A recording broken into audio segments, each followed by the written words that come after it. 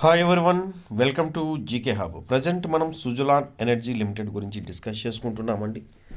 చార్ట్ని గమనించినట్లయితే ఆల్మోస్ట్ మనకు important values ఎక్కడెక్కడ ఉన్నాయి, సపోర్ట్, స్ట్రాంగ్ సపోర్ట్ అనేసి ఒకసారి ఎక్స్ప్లెయిన్ చేసుకుందాం. ఇక్కడ ఈ వాల్యూని మీరు ఒకసారి గమనించినట్లయితే మనం క్యాండిల్స్టిక్ ప్యాటర్న్ బేస్ మీద సబ్జెక్ట్ని డిస్కస్ చేసుకుంటున్నాం.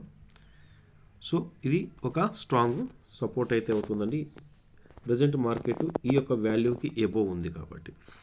అలాగే రెసిస్టెన్స్ గురించి మీరు డిస్కస్ చేసుకున్నట్లయితే ఇక్కడ చూడండి, ఒక విషయాన్ని గమనిద్దాం. సో ఇది ఒక హై, అగైన్ మార్కెట్ ఇంతకు ముందున్న హైని బ్రేక్ అవ్వలేదు గమనిస్తే, అగైన్ మళ్ళీ హైని బ్రేక్ అవ్వలేదు అప్ సైడ్కి. సో ఇప్పుడు ప్రజెంట్ మార్కెట్ అగైన్ ఏముంది, నిన్న ఎస్టర్డే ఈ విధంగా ఇక్కడ దాకా హోల్డ్ అయిందనమాట. సో ఇప్పుడు అర్థమవుతుంది కదా, ఈ విధంగా మనం ఏం చేస్తున్నామంటే ఒక హైని ఫస్ట్ ఫైండ్ అవుట్ చేసిన తర్వాత ఆ హైని బ్రేక్ అయిందా లేదా అనేసి మనం తెలుసుకుందాం. సో ఇది స్మార్ట్ మనీ కాన్సెప్ట్లో వస్తుందండి. ఆ సబ్జెక్టు వచ్చే అప్కమింగ్ వీడియోస్లో మనం డిస్కస్ చేసుకుందాం కంప్లీట్గా. బట్ ప్రజెంట్ అయితే ఈ యొక్క సబ్జెక్ట్ మీద మనం డిస్కస్ చేసుకుందాం. ఒకవేళ మీరు ఈ విధంగా ఈ హైస్ అన్నింటినీ కలుపుతూ ఒక వాల్యూని, ఒక లైన్ని ఇండికేట్ చేసినట్లయితే ఇప్పుడు ఏమవుతుంది, ఇది ఒక మనకు రెసిస్టెన్సీగా వర్క్ అవుతుంది.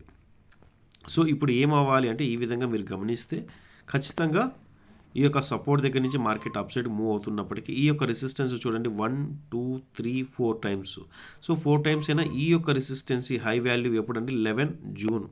సో 11 జూన్ ఈ యొక్క హైని ఇప్పటి వరకు మార్కెట్ అయితే బ్రేక్ అవ్వలేదు. సో ఇది బ్రేక్ అయ్యి సస్టైన్ అయితేనే అగైన్ మళ్ళీ ఇక్కడి నుంచి మనం ఏం చూస్తాం, బ్రేక్ అవ్వడం వేరు, సస్టైన్ అవ్వడం వేరండి. బ్రేక్ అయ్యి సమ్టైమ్స్ వెంటనే ఈ విధంగా డౌన్ సైడ్కి వస్తుంది, లేదా కన్ఫర్మేషన్ అవ్వాలి. బ్రేక్ అయిన తర్వాత మళ్ళీ ఇంతకు ముందున్న ఈ హైని ఇలా బ్రేక్ చేస్తే సస్టైన్ అయినట్లు అవుతుంది.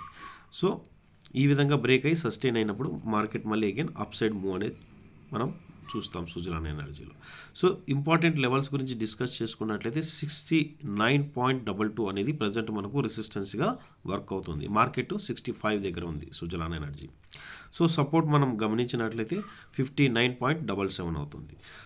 సో ఈ యొక్క లెవెల్స్ని మీరు కూడా మీ యొక్క చార్ట్లో అప్లై చేసుకోండి.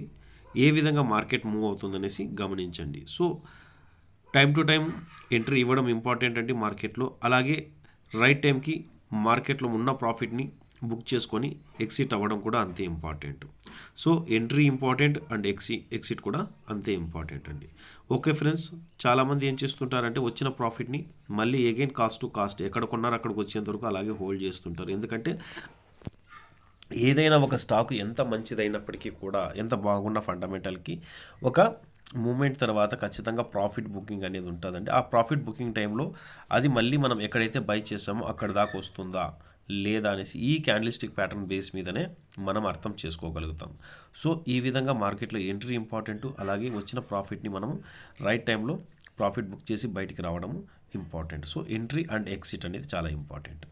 ఓకే ఫ్రెండ్స్, ఇప్పుడు లెవెల్స్ అర్థమైనాయి అనుకుంటాను. ఈ లెవెల్స్ని మీరు కూడా అప్లై చేసుకోండి. మార్కెట్ 65 దగ్గర ఉంది. డౌన్ సైడ్కి వస్తే ఆల్మోస్ట్ 59 వరకు వచ్చే అవకాశాలు ఉన్నాయి. ఒకవేళ అప్ సైడ్ బ్రేక్ అయితే 69 బ్రేక్ అవ్వాలి. 69 బ్రేక్ అయితే నెక్స్ట్ టార్గెట్ ఏమవుతుందండి, అప్ సైడ్కి ఆల్మోస్ట్ 74 వరకు వెళ్ళే ఛాన్స్ ఉంది. Thank you friends. ఇలాంటి అప్డేట్ కోసం మన ఛానల్ని సబ్స్క్రైబ్ చేయండి. సబ్స్క్రైబ్ చేసి సపోర్ట్ చేయండి.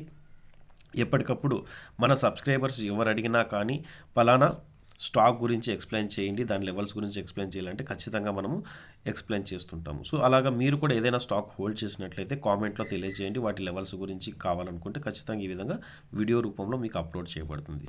Thank you friends. జై హింద్.